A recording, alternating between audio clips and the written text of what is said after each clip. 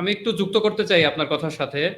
আবার এরকমও কিন্তু শোনা যায় যে এই যে ধরেন এখন যারা ক্যাম্পাসে ছাত্র রাজনীতি করে, ধরেন ছাত্রদল বলি কিংবা ছাত্র শক্তি বলি কিংবা ছাত্র শিবির বলি, তারা কিন্তু কেউই প্রকাশ্যে রাজনীতি করা কিংবা প্রকাশ্যে রাজনীতি করে হলে অবস্থান করা এই সুযোগ কিন্তু কেউ পায় নাই। কিন্তু এরকম আবার আমরা দেখেছি অতীতে যে বামপন্থী ধারার রাজনীতি যারা করেছেন তারা কিন্তু আবার হলেও থেকেছেন, আপনি নিজেও হলে থেকেছেন।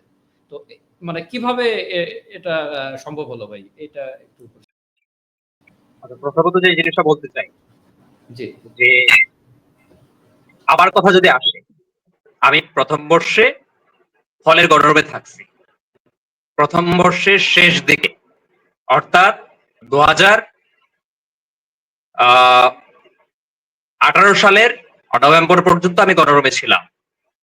আর নভেম্বরের শেষ দিকে আমার গণরুম থেকে আমি মূলত হচ্ছে এলাকার এক ভাইয়ের মাধ্যমে পার্শ্ববর্তী একটা রুমে সিট পাই।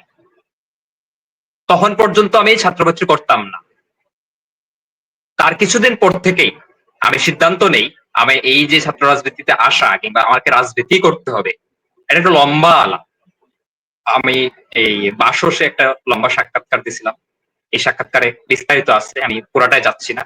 কিন্তু আমি সিদ্ধান্ত গ্রহণ করি যে আমাকে রাজনীতি করতে হবে, রাজনীতির মাধ্যমেই, সংগঠনের মাধ্যমেই আমার পরিবর্তনের লড়াইটা করতে হবে। তখন আমি ছাত্রবাত্রীর সাথে যোগাযোগ করি এবং একটা পর্যায়ে আমি ছাত্রবাত্রী সরাসরি রাজনীতি করা শুরু করি। 19 সালে শুরুর দিকে বলতেছি। এবং তার কিছুদিন পরেই ডাকসুর তফসিল ঘোষণা করে। 19 সালের কথা বলতেছি, 19 সালের কিছুদিন পরে ডাকসুর তফসিল ঘোষণা করে। আপনি মিরাজ, আমি যদি ভুল না করি তখনই হলে আসছিলেন। তখন গেস্ট রুম কিন্তু বা হলগুলার যে নির্যাতন প্রায় বন্ধ হয়ে যায়। এবং একই টাইমে আমি যখন হচ্ছে এই রাজনীতি, ছাত্র রাজনীতি বা ছাত্রলীগ বিরোধী রাজনীতি করার সিদ্ধান্ত গ্রহণ করি, একই টাইমে ছাত্রলীগের কমিটি ভেঙে ফেলা হয় বা নতুন কমিটি আসে, হলগুলোতে নতুন নতুন গ্রুপ তৈরি হওয়া শুরু হয়। কিন্তু প্রতিটা গ্রুপই ওই অর্থে তখন পর্যন্ত পাকাপোক্ত হয় নাই, অনেক ঢেলামি অবস্থা। ঠিক একই টাইমে দেখা গেছে আমার ছাত্রলীগ বিরোধী কিংবা আওয়ামী বিরোধী মিছিল শুরু হয়। আমি ওই সময় থেকে নানান ধরনের থ্রেট পাওয়া শুরু করি, কিন্তু আমার উপর সরাসরি হামলা করে নাই, শুধুমাত্র ডাকসু নির্বাচন সামনে এই কারণে। এবং আপনি জানেন ঠিক এই অবস্থা বা এইরকম যে অবস্থা নির্বাচনের আগে এবং কিছুদিন পরে, এটা কিন্তু ক্রিয়াশীল ছিল। এবং তার কিছুদিন পরে 1 বছর 6-7 মাসের আমার কিন্তু বিভিন্ন সময় হইতেছে আমি হুমকি ধামকি নানান কিছু পাইছি। পুরা হলের মধ্যে আমি একমাত্র ব্যক্তি ছিলাম যে খুবই করে সিদ্ধান্ত নিয়েই যে আমাকে হয়তো হল থেকে পিটায়া বের করে দিবে, আমাকে হয়তো মারধরও করবে। আমার এগুলো কোনো যায় আসতো না। আমি এই সিদ্ধান্ত নিয়েই করছিলাম যে আমার বের করে দিবে। কিন্তু এখন যারা শিবির হিসেবে আত্মপ্রকাশ করছে, আমার ব্যাচমেট, আমার হলের ব্যাচমেট, তার তো ছাত্রলীগ করতো, তারা আমাকে কেন পিটাইলো না, এই উত্তরটা আমি দিতে পারবো না আসলে।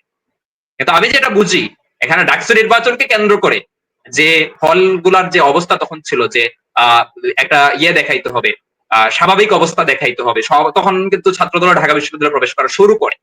হ্যাঁ, আপনি জানেন তখন ছাত্রদল কিংবা অন্যান্য সংগঠন কিন্তু তারা বিশ্ববিদ্যালয়ে আসতো, কিন্তু হলে থাকার সুযোগ কিন্তু কেউ পায় নাই। কিন্তু বামধারার রাজনীতি আপনি হলে ছিলেন, কিংবা আপনি ব্যতীত আরো অনেকের নাম আমরা জানি যারা কিন্তু সেই সময় হলে ছিল, অন্যান্য ছাত্র সংগঠন। মানে এটা মানে এই সফট কর্নার কেন? আচ্ছা, আমার সংগঠনে আমি ছাড়া আর কেউ হলে থাকতে পারেনি, এবং আমার হলে থাকার প্রেক্ষাপট তো বললাম, সেটা একটা ভিন্ন প্রেক্ষাপটের ভেতর দিয়ে গেল। এবং পরবর্তীতে আমি ক্যাম্পাসের একজন পরিচিত মুখ হয়ে উঠি। এবং ওই ডাকসু নির্বাচনের কিছুদিন পরেই দেখা যাচ্ছে যে আবার কোভিডও চলে আসে। এর পরবর্তীতে নানাভাবে পরিচিত একটা মুখ হয়ে যায়।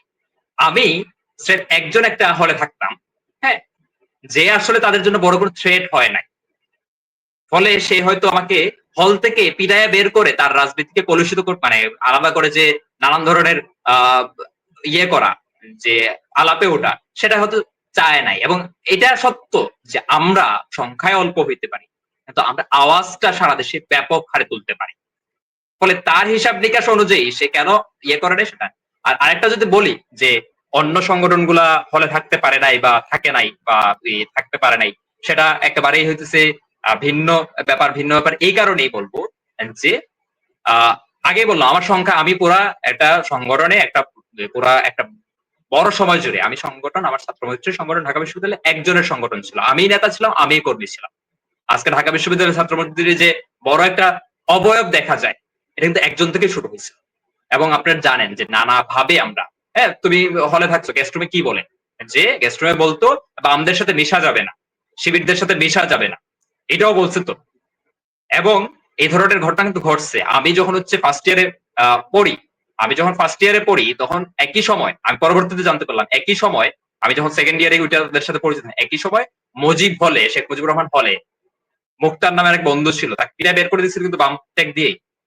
এরকম ঘটনা ঘটছে। হ্যাঁ, এবং এটা সত্য যে জগন্নাথ হলে কিছু বামপন্থীরা থাকতে পারতো, সংখ্যা সেটা অল্পই ছিল।